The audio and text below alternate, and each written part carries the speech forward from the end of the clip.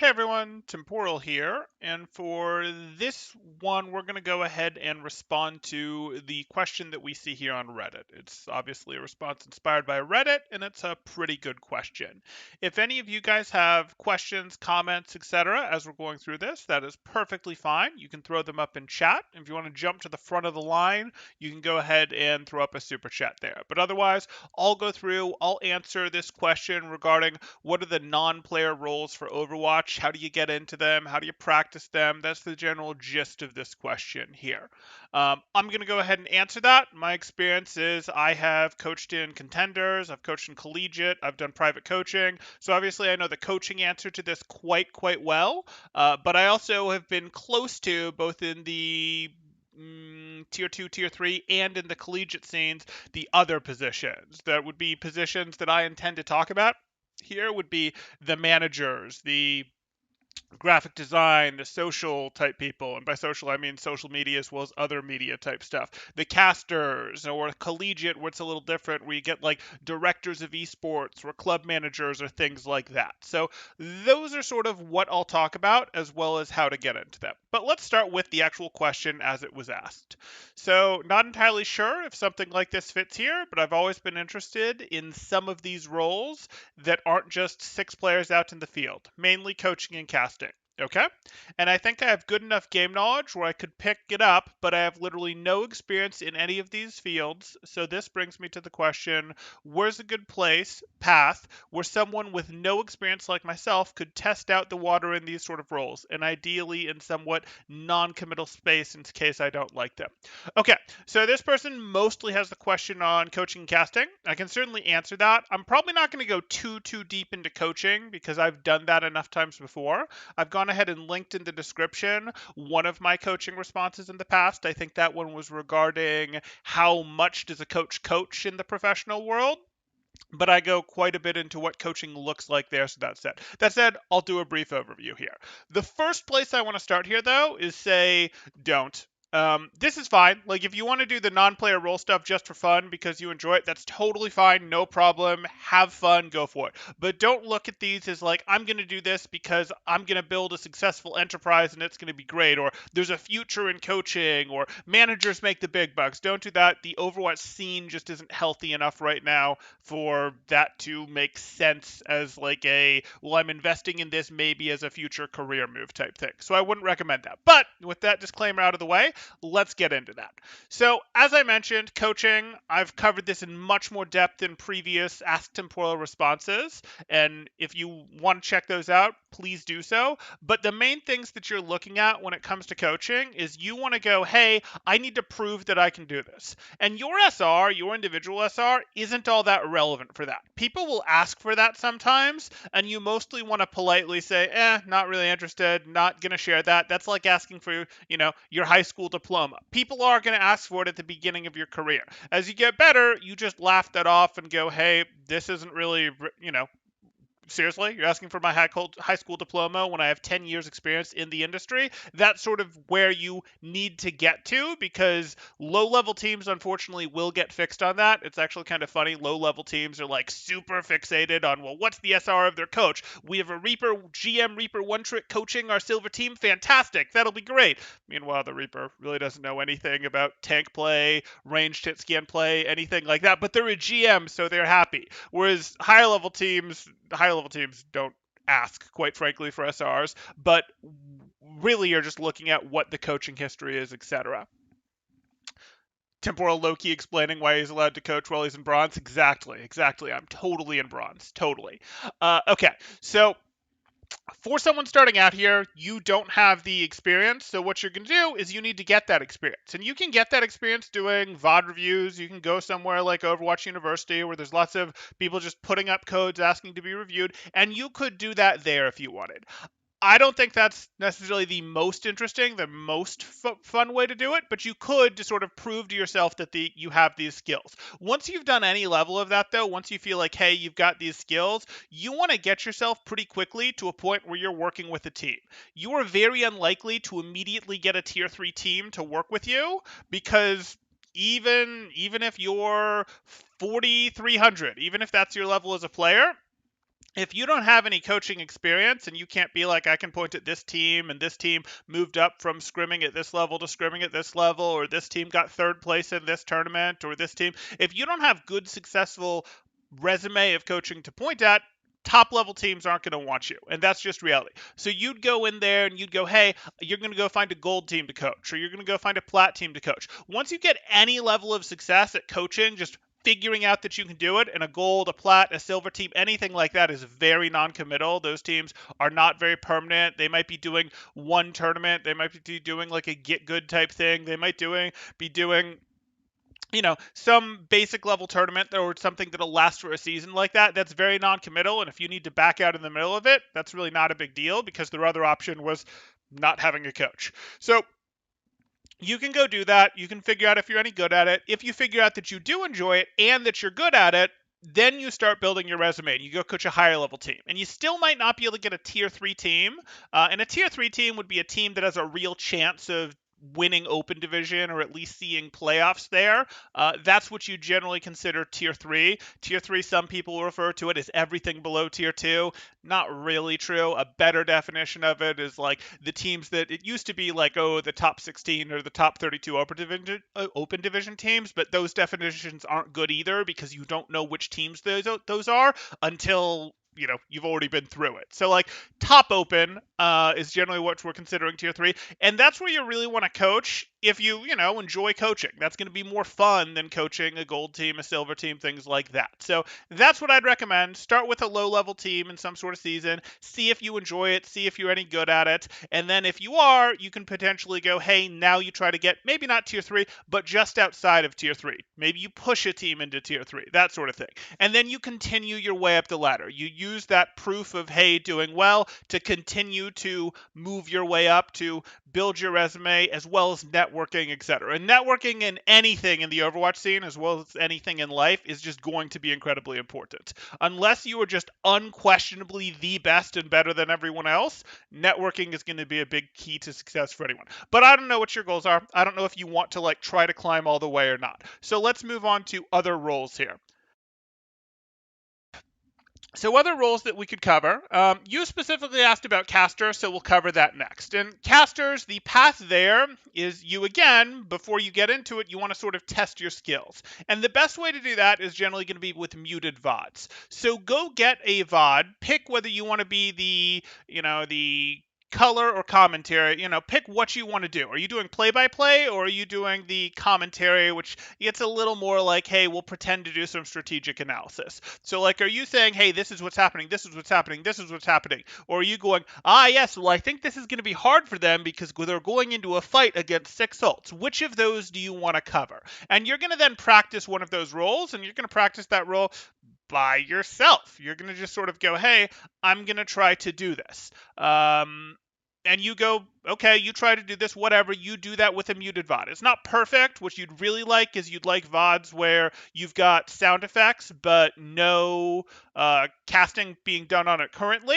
Those are a little harder to get. You can sort of fake it with the Overwatch League replay viewer, but then you get into, well, who's controlling the camera? Because you're not always going to be, you're in fact generally not going to be controlling the camera that you're talking about when you're a caster there. So that's something that you'd need to consider. You'd need to go, okay, what am I going to do about this? How do I do this, etc. Speaking of which, observer would be another role. I'm not going to walk through that because I really don't have a good enough, close enough to it experience, but you are going to potentially need some observer skills if you're doing casting, because you will, especially at lower levels, not have a separate observer team. Up in Owl, they'll have their own separate observer team. And Contenders, okay, they'll potentially have someone doing observers, but in the type of places you'll start, generally it's going to be something where you might have to do your own observing, which absolutely makes it harder, but that's something you can practice, and you can practice with sound effects in the replay viewer and see what you can do there. And record yourself doing it, because you might think you're doing just fine, but if you record yourself doing it, you might find you're going,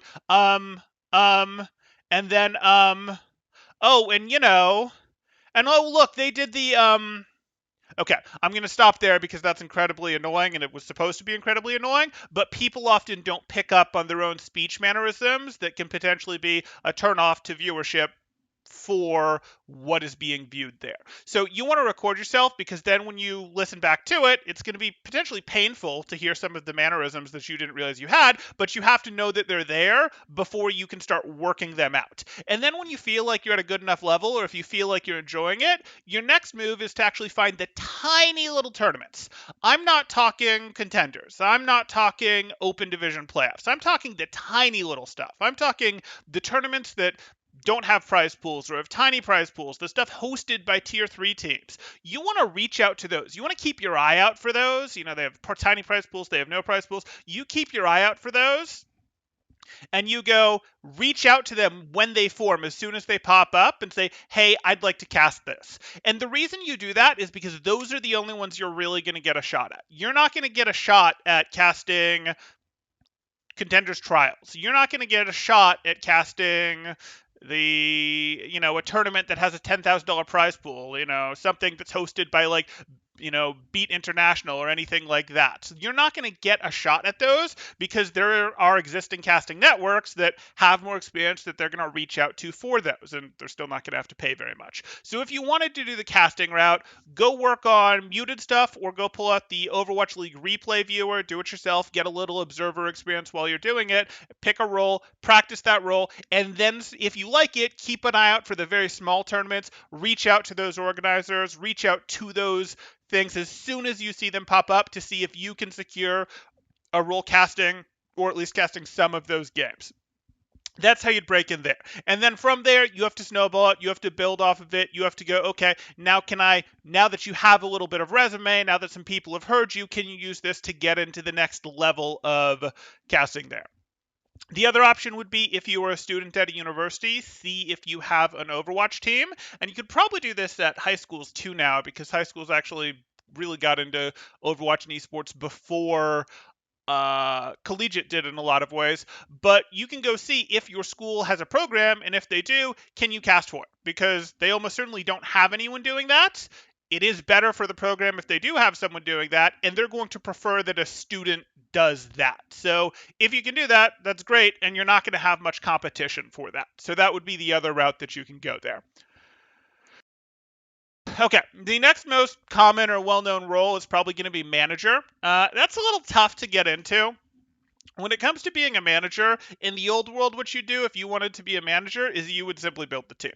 And that's probably still your best bet. Now, you're going to see coaches will frequently at the top levels, or at the top levels of tier 3 and such, contenders even, just be the ones to build the team, and that's fine. But managers also have a room to do that effectively. They can go, okay, I'm just going to find the best talents and I'm going to build a team.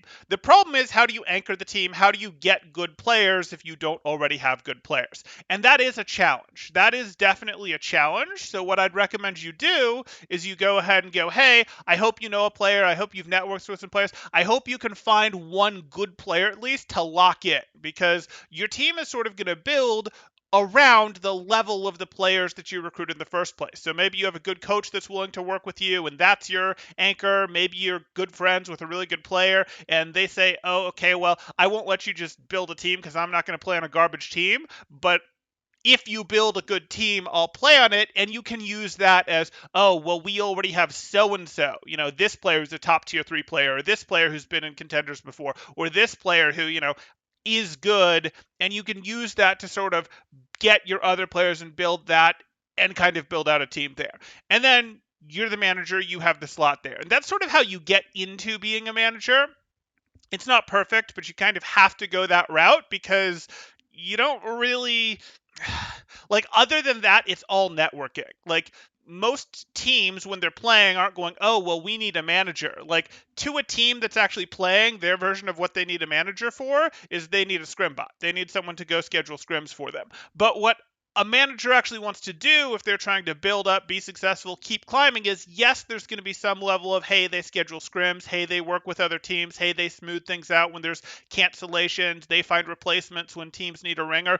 Those can all be things that a manager does. A manager can also be, hey, this is the head administrative position, so they oversee figuring out, okay, who's doing our social media? Is the manager doing the social media? Do they need to hire out or beg for some graphic design work to be done to go up on the social media so that they can have their team announcement be pretty? Do they need to Again, if they're getting really serious, figure out, hey, are we going to have sponsors? Do we have a team talking to sponsors? Are they talking to sponsors? What are they doing to try to potentially bring in money? Or if they don't have that, are they doing some sort of program where they're going, hey, let's build a YouTube channel for our team, a Twitch channel for our team, and let's feature an interview every week, or let's host a tournament. We've seen even tier 3 teams be figure out that, hey, hosting a tournament is a pretty good idea. It helps get our name brand out there a bit more. So, like, you're sort of responsible as the manager for the brand power of the team, but the team isn't going to see the value of that. Like, they're not going to see the value of that. They're not going to go, oh, we need a manager.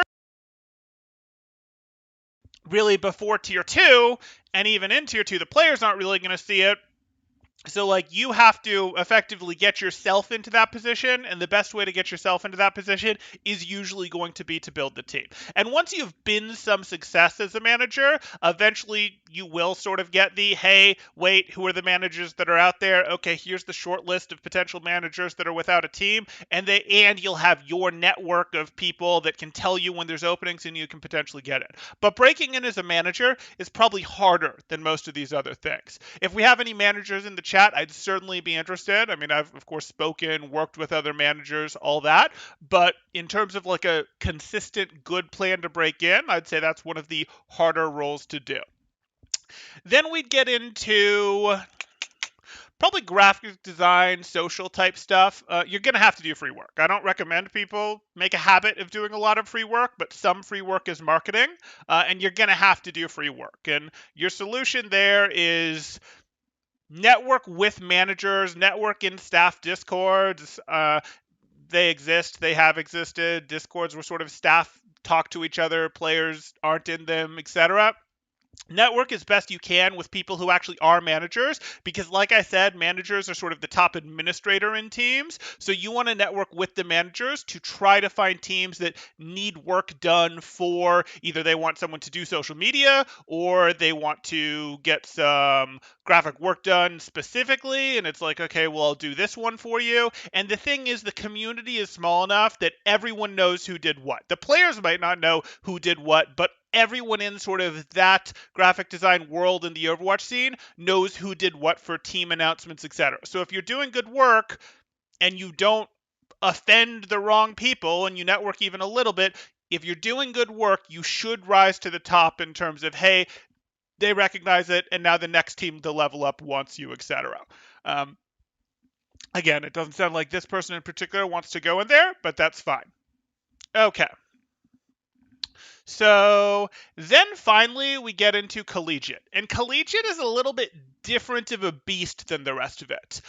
Collegiate is a bit of a different beast than the rest of it because while most of this has been aimed at like, hey, what's it look like in tier 4, tier 3, tier 2, collegiate can be run at very different levels. You can have in collegiate, like, oh, here's the director of esports, and it lives in the varsity sports department, and it's, got university support and all that. Okay, and that's great. And in that case, there's going to be real paid positions that are doing some of this work, that are maybe organizing the multiple esports teams, and they go out and they hire the coaches and things like that. Because, collegiate teams aren't going to have managers the same way that the traditional stuff is going to have managers in that. And in that case, okay, well, that position exists. You probably can't break into that position initially unless you have some organizational experience, you are associated with the university. To break into that, you're going to need sort of real professional world experience because that's sort of a real paid position that we're talking about. And paid by a university that actually understands what minimum wage is, as opposed to contenders and such, which is paid by prize money, or sponsors, which are like, well, we'll give you this much and you can figure out how you want to divide it up, where you're not really getting an hourly rate. So there's going to potentially be real money there. That position isn't going to be open probably to most people who are viewing this. But other schools are going to have that position filled by a grad student or the like. Someone who's just associated with the school, who's working for peanuts, who's like, oh, hey, shoot, we've got to do this. Let's do it. And especially schools that are earlier in their development of the esports scene or the Overwatch scene are more likely to be like that. So they might not even realize they need the position, and you might go, oh, hey, can I do this as a volunteer, etc. And then you're going to have to figure out, hey, can I figure out what tournaments exist, make sure our team gets registered for them, those sorts of things. So very similar to a manager, but probably with a better build trajectory. Still not a great build trajectory, but a slightly better build trajectory too. But can this be a real job in the future? Can you make your program respectable, impressive, and from there go do things? And again, the collegiate scene also exists. In the collegiate scene, most of these universities that are even remotely into it are going to have a Twitch channel, going to have some sort of stream going where they're going to want casters. They're going to have stuff where they want coaching. They're going to, want this stuff. So like this becomes another route to enter, and I would more strongly recommend this route than the tier 4, tier 3, tier 2 route because there's more of a future to it. There really is. And also, I mean, you have skills if you didn't spend all your time trying to do that, all that good stuff. So those are sort of what I'd cover here, as well as club organizers. Like I talked about, like the real staff positions, but you can also have like, hey, you're at a university and maybe your university has a varsity team and the club teams, or maybe it just has club teams, but they compete in the tournament because your school doesn't have a varsity team, whatever. There's going to need to be some sort of club leadership for that, like there are in most clubs. Like, okay, who is the organizer, etc. So these things exist.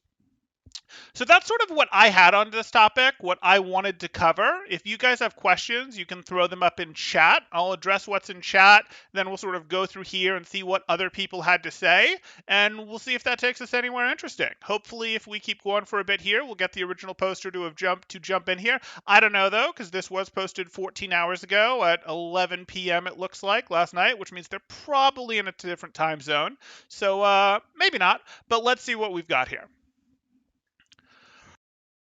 So Val says, I would love to have an amazing coach plus great teacher who is actually bronze because they can't do mechanics or something. I hear you. I hear you.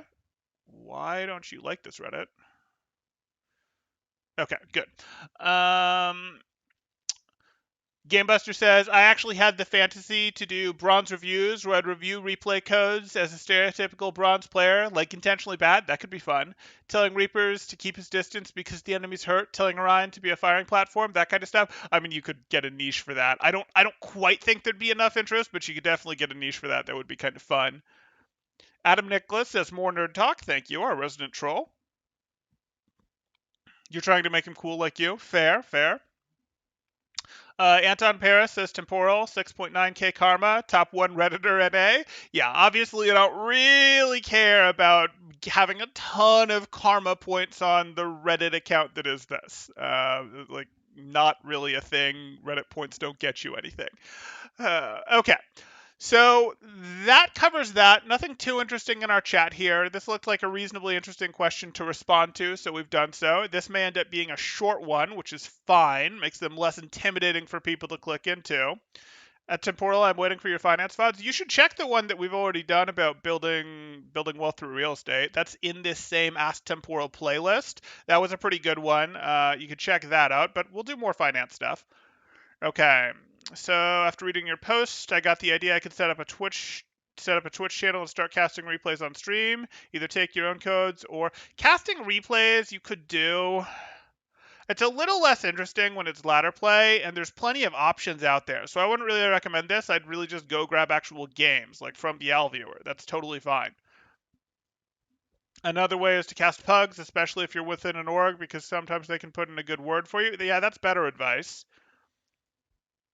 I imagine if you work with some teams, casting scrims would be a bit more interesting as well. Yeah, it's a little more interesting, but what you run into is, are you casting just for yourself for practice? In which case, what are you doing here? And you're not really doing them any favors. Or are you casting because you're streaming the scrims? And if you're streaming the scrims, that gets a little dicier because you sort of hit a certain level of team where once your teams get good enough, they don't really want their scrims broadcast because their opponents are scouting them. Now, I am talking tier 3, the top of tier 3, tier 2, but that's also sort of like the only places where you're actually going to build up any real following. So I'm a little mixed on that.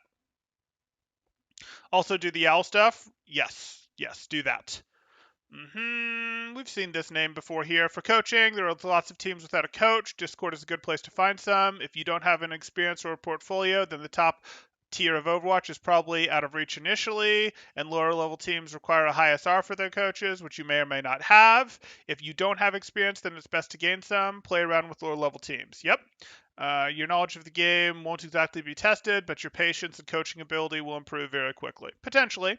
If you don't have casting experience, there are loads of small tournaments. There's some that are out there that let you cast for them for practice. Yeah, and then cast over owl replays. Yep. Don't worry about Overwatch becoming dead or whatnot. You can still use the skill set for coaching or casting in other esports in the future. Sure, but you could build in one that's more relevant. Like if you're actually worried about this because you want to do this, you're not in love with Overwatch, you just kind of want to do this, I would recommend going elsewhere. And that's not me being like, oh, Overwatch, it's terrible. No, I enjoy Overwatch quite a bit, obviously. But like in the for the sake of giving good advice, it probably makes more sense to look elsewhere. That said, if you want to do Overwatch, no complaints from me. VOD review, random games. I don't really recommend random games. VOD reviews are okay, but I think team coaching is much more interesting. Build a profile. Start by watching some coaching VODs from coaches listed in the good coaches post this month. Does he mean the tier list? The major midget tier list? I don't know what that was, what this is referring to. See what they bring. For coach, I found this a good resource. Secondly, make sure you actually have the drive mindset for it. Coaching can get really annoying if the coachee isn't improving. Right, you do need to make sure that you have the temperament for it. Do it a little bit before you get tested in the fires. The post is a classic. Always reading about his perspective. Good link. Is this a John Galt link? Yeah, this is John Galt. John Galt's changed his philosophy a couple times. 3 years ago, I'm not sure he'd have the same philosophy that he'd have had while he was coaching. I was going to say the Justice and Owl, but this looks like it's verified as that. I don't think 3 years ago he was coaching the Justice. I think 3 years ago he was an assistant coach for the Gladiators. I think I've got my timeline right. John Galt. Oh no, back then he was Australian Contenders Dark Side. Yeah, John Galt, when he did most of his Reddit posts, that's how he built up his name, by the way. He did Reddit posts and he did detailed Reddit posts when most people weren't. This was sort of how he got found out because Australian Contenders is fine, but he got like top 4 in one of the weaker contenders areas, and somehow that got him enough recognition to get into Owl, which of course is nonsense. Like it's not enough it's not enough recognition to get into Owl. Why he really got into Owl is like people didn't know where to look for coaching, and he was a little more obvious that he existed because he had done big Reddit posts like this one, etc. Because yeah, again, like top 4 in Australia is sort of like okay.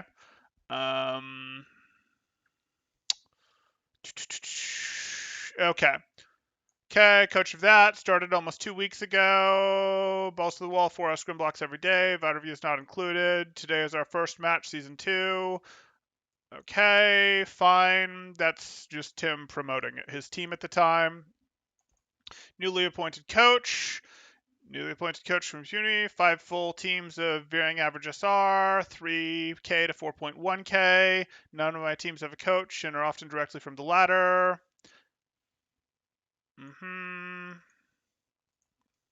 He'd been coaching for 2 years at the time. A 100% perfect coach in his mind. Smart, knowledgeable, able to convey information efficiently, understand your team, good leader, handsome. No, this is incredibly important. I don't know what you're doing. Come on, guys. Handsome, that's like part of your charisma stat. It's incredibly important when you're talking to people who can't see you through voice chat. Come on now. Smart, knowledgeable, sure. Able to convey information efficiently, very, very true. Able to understand your team, it certainly helps. And good leader, good leader sort of goes into some of this stuff, but sure. And can theory craft decently. I'd say our standards for that have gone up over time. Can be practiced. Are formulated logically because Widow can hold long sight lines and Zen can deal damage. We can do so and so, play them here and here. Yeah, again, I think we've leveled up what we require from this these days. Can't theory craft without knowledge, right? Referring to Wizard because Wizard was believed to be the driver between NYXL's first season success. That mostly got proven not to be true when Wizard took over in Justice. Ironically, then John Galt took over with Justice after they got rid of Wizard. Mm-hmm.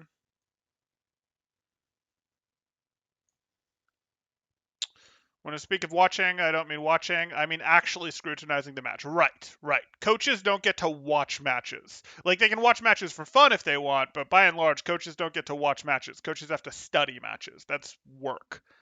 Um, Sorry, I'm seeing if there's anything really interesting in here. Convey information well. Duck example. Animal versus should you duck. Telling the team every single mistake they made is tantamount to information suicide. Right. You don't have space. You can't just tell, and beginning coaches mess this up all the time. You can't just tell people, hey, this is, the coaches, hey, you can't just tell people, hey, these are all the things you did wrong, or this is everything you saw that they did wrong. It doesn't work, especially in scrim environments where you don't have time. You can actually get a little more away with that in a VOD review, though that's not correct either.